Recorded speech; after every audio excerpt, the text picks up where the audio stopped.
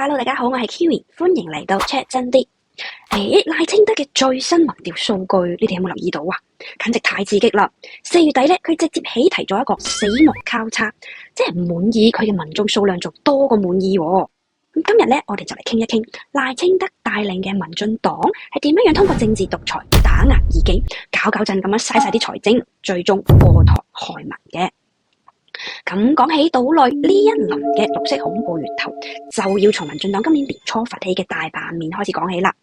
呢幾個月以嚟咧，台北啊、新北啊、台南啊等等好多個國民黨基層嘅黨部咧，都接連被司法機關抄咗家，啲負責人直接俾人滴走咗嘅喎，就好似村口啲細路爭玩具咁啊，又幼稚又兇狠。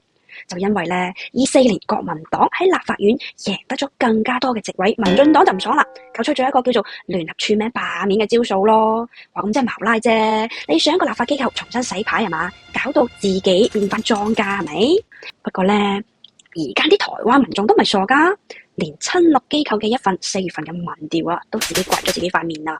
就嚟有成60成嘅人咧，其實都反對大罷免噶，贊成嘅就得3成幾噶咋。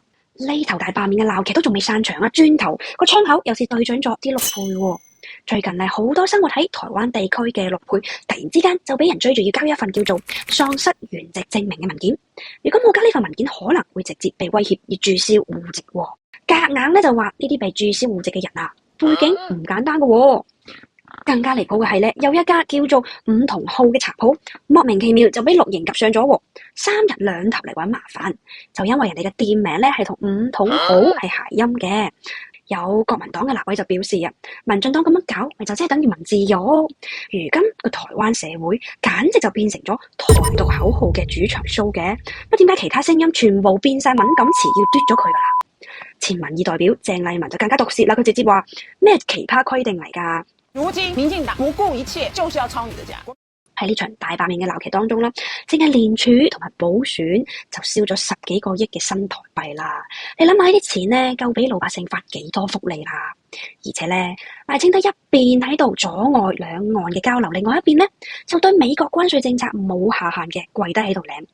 等台灣嘅半導體啊、汽車配件等等嘅產業咧，出口損失超過咗200億嘅美金啊！台灣物價同埋失業率都升到砰砰聲噶啦，而台中市長都忍唔住喺度鬧人啦，話大家嘅日子都已經過成咁啦，賴清德仲要喺度玩政治劇本殺喎，唔該佢可唔可以做翻少少正經嘢啊？好，今日先傾到呢度，下次再見啦，拜拜。